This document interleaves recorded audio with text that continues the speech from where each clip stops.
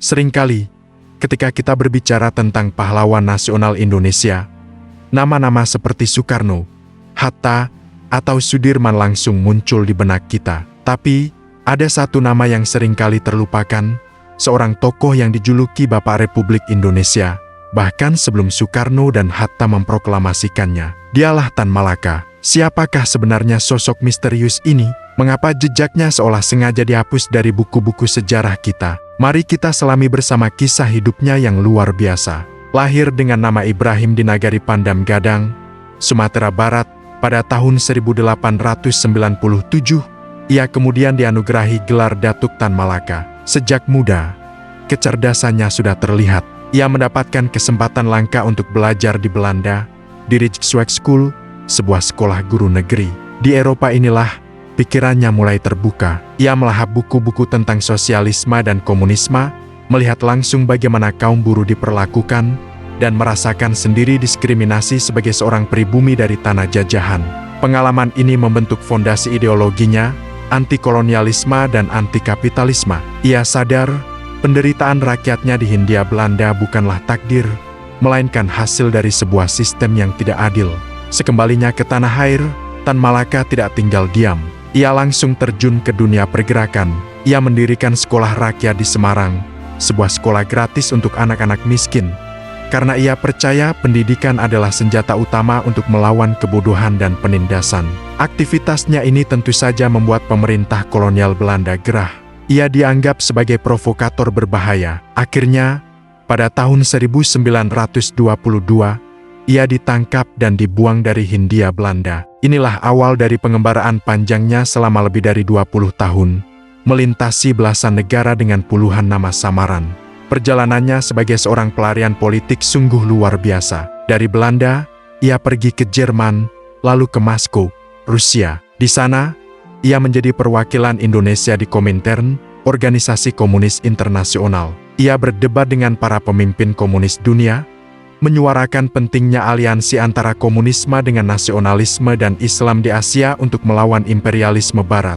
Ini adalah sebuah pemikiran yang sangat maju pada masanya. Dari Rusia, ia berkelana ke Tiongkok, Filipina, Singapura, Malaysia, Thailand, hingga Burma. Ia hidup dalam penyamaran, terus-menerus diburu oleh agen intelijen berbagai negara. Bayangkan, hidup dalam ketakutan terus-menerus, tidak bisa menggunakan nama asli, dan selalu berpindah tempat. Tapi semangatnya untuk kemerdekaan Indonesia tidak pernah padam.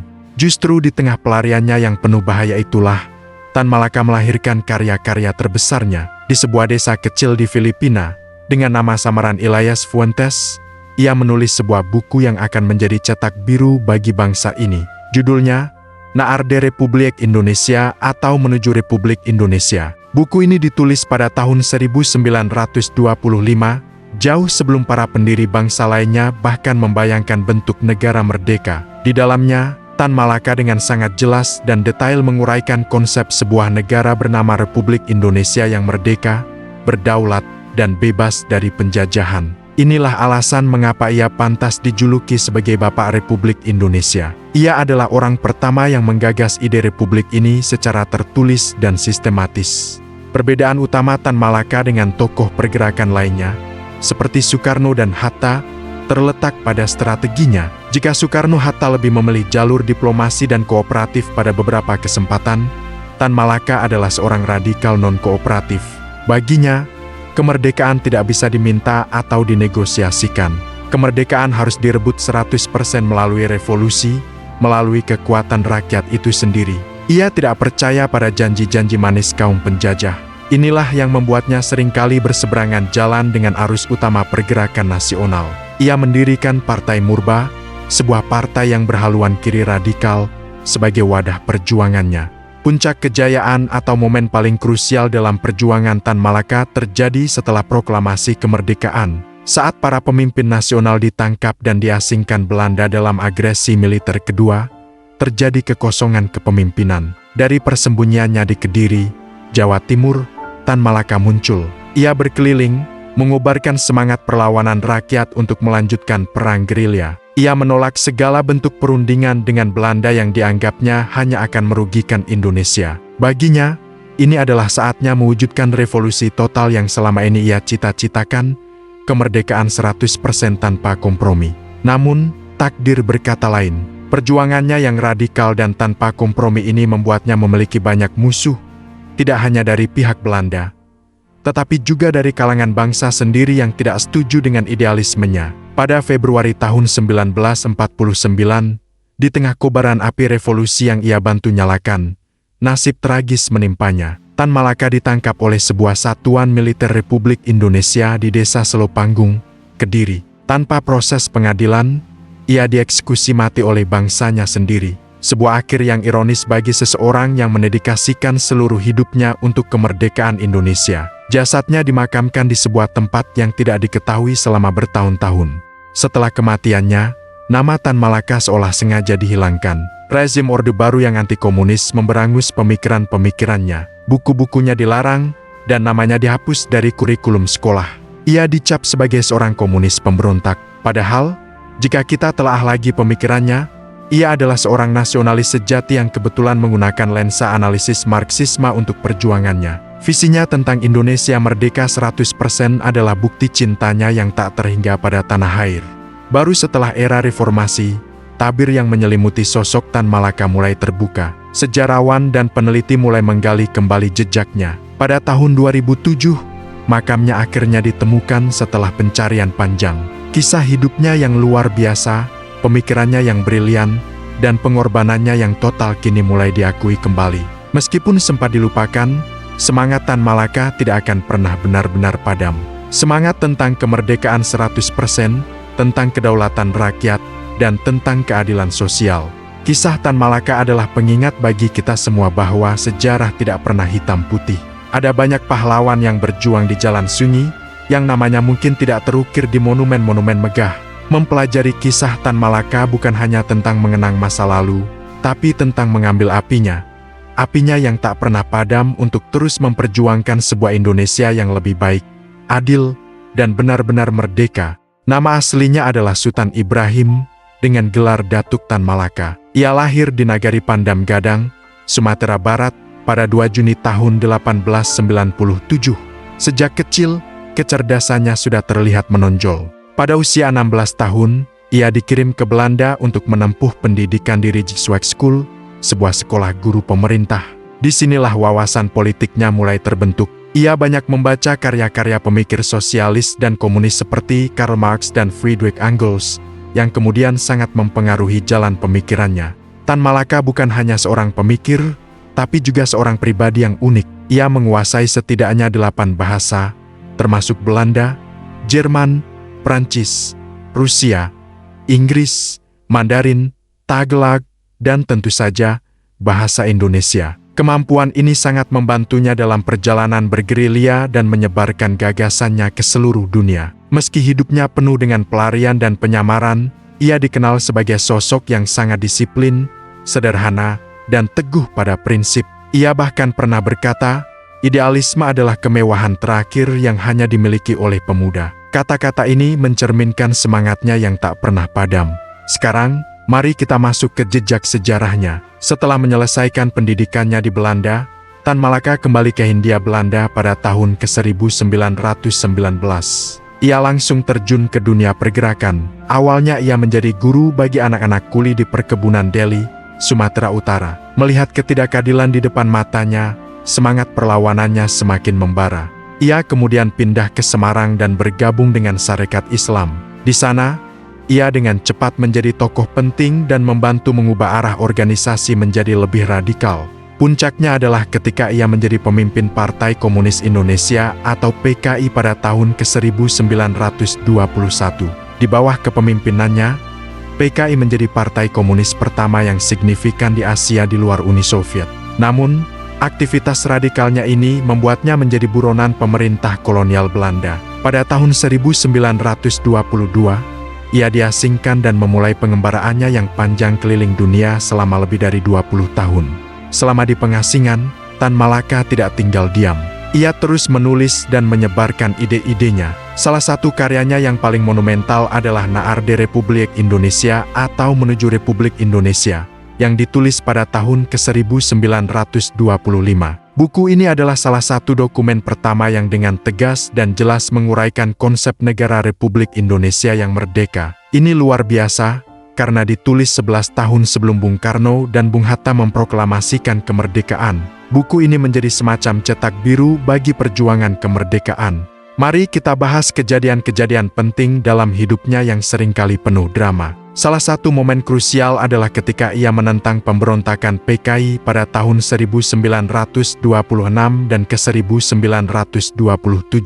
Menurut Tan Malaka, pemberontakan itu terlalu dini dan tidak terorganisir dengan baik. Ia percaya bahwa revolusi harus dipersiapkan secara matang, tidak hanya mengandalkan semangat buta. Perbedaan pendapat inilah yang membuatnya berseberangan dengan para pemimpin PKI lainnya dan bahkan dengan Komintern atau Komunis Internasional. Setelah peristiwa itu, ia melakukan perjalanan yang luar biasa berbahaya, menyamar dengan berbagai nama dan profesi, dari Filipina, Tiongkok, hingga Burma. Di Tiongkok, ia bahkan nyaris tertangkap oleh polisi rahasia. Kehidupannya seperti film thriller, selalu selangkah di depan para pengejarnya. Ia menggunakan lebih dari 20 nama samaran, seperti Ilyas Fuentes, Ong Sung Lee, dan Hussein. Semua ini ia lakukan demi satu tujuan, melanjutkan perjuangan untuk kemerdekaan Indonesia dari luar. Pada tahun 1942, saat Jepang menduduki Indonesia, Tan Malaka melihat kesempatan untuk kembali. Dengan menyamar sebagai seorang buruh bernama Husin, ia berhasil pulang ke tanah air. Ia bekerja di sebuah tambang batu bara di Bayah, Banten. Di sana, sambil bekerja, ia diam-diam mengorganisir para pemuda dan menanamkan semangat nasionalisme. Ia mempersiapkan mereka untuk revolusi yang ia yakini akan segera datang. Sekarang, mari kita soroti perbedaan mendasar antara Tan Malaka dengan tokoh-tokoh pergerakan lainnya. Jika Soekarno-Hatta memilih jalur diplomasi dan kooperatif pada masa-masa tertentu, Tan Malaka adalah seorang non-kompromi sejati. Ia menentang keras segala bentuk perundingan dengan Belanda. Baginya, kemerdekaan harus 100% tanpa campur tangan asing. Prinsip ini terlihat jelas setelah proklamasi kemerdekaan. Ketika para pemimpin bangsa seperti Soekarno dan Hatta ditawan Belanda dalam agresi militer, Tan Malaka muncul untuk memimpin perjuangan gerilya. Ia membentuk Persatuan Perjuangan, sebuah koalisi dari sekitar 140 organisasi yang menolak diplomasi dengan Belanda. Semboyannya yang terkenal adalah Merdeka 100%. Ia percaya bahwa kemerdekaan yang didapat dari meja perundingan adalah kemerdekaan semu. Perbedaan ideologis ini seringkali membuatnya berkonflik dengan pemerintah Republik yang baru lahir. Ia dianggap terlalu radikal dan bahkan dituduh akan melakukan kudeta. Pada tahun 1946, ia dan para pengikutnya ditangkap atas perintah Perdana Menteri Sultan Syahrir.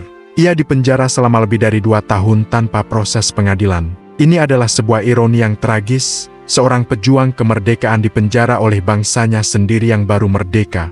Meskipun seringkali terpinggirkan, ada masa-masa di mana gagasan Tan Malaka mencapai puncak kejayaannya, meskipun mungkin tidak secara langsung diakui. Konsep Republik Indonesia yang ia tulis pada tahun 1925 menjadi kenyataan pada tahun ke-1945. Visi tentang sebuah negara yang sepenuhnya merdeka, berdaulat, dan bersatu dari Sabang sampai Merauke adalah gagasan yang ia perjuangkan sepanjang hidupnya. Pengaruh terbesarnya mungkin terletak pada pemikirannya yang melampaui zaman. Karyanya yang paling terkenal, Madilog Materialisme, Dialektika, Logika, ditulis saat ia bersembunyi di Jakarta. Buku ini adalah upaya Tan Malaka untuk membebaskan rakyat Indonesia dari cara berpikir yang mistis dan tidak logis, serta mendorong mereka untuk berpikir secara ilmiah dan rasional. Madilog adalah fondasi intelektual bagi revolusi. Tujuannya adalah menciptakan manusia Indonesia yang merdeka bukan hanya secara fisik, tapi juga secara pemikiran. Kejayaan lainnya, meskipun tragis, adalah perannya dalam mempertahankan api revolusi tetap menyala. Ketika para pemimpin formal ditangkap, semangat merdeka 100% yang ia kobarkan terus hidup di kalangan para pejuang gerilya di seluruh negeri. Ia menjadi simbol perlawanan tanpa kompromi. Ia mengajarkan bahwa perjuangan kemerdekaan tidak boleh berhenti hanya karena para pemimpinnya ditangkap. Namun, akhir hidup Tan Malaka sangatlah tragis. Setelah dibebaskan dari penjara pada tahun 1948, ia kembali memimpin gerilya di Jawa Timur. Pada 21 Februari tahun 1949, ia ditangkap dan dieksekusi oleh sebuah satuan tentara Republik Indonesia di Desa Selopanggung, Kediri. Ia wafat di tangan bangsanya sendiri, tanpa pengadilan. Jenazahnya baru ditemukan bertahun-tahun kemudian. Meskipun hidupnya berakhir tragis dan namanya sempat dilupakan dari sejarah resmi, warisan pemikiran Tan Malaka tetap abadi. Pada tahun 1963, Presiden Soekarno menganugerahinya gelar pahlawan nasional. Tan Malaka adalah sosok kompleks, seorang nasionalis, seorang komunis, seorang pemikir, dan seorang pejuang gerilya. Ia adalah Bapak Republik Indonesia yang terlupakan. Kisahnya adalah pengingat bahwa jalan menuju kemerdekaan penuh dengan liku, pengorbanan, dan bahkan ironi yang menyakitkan.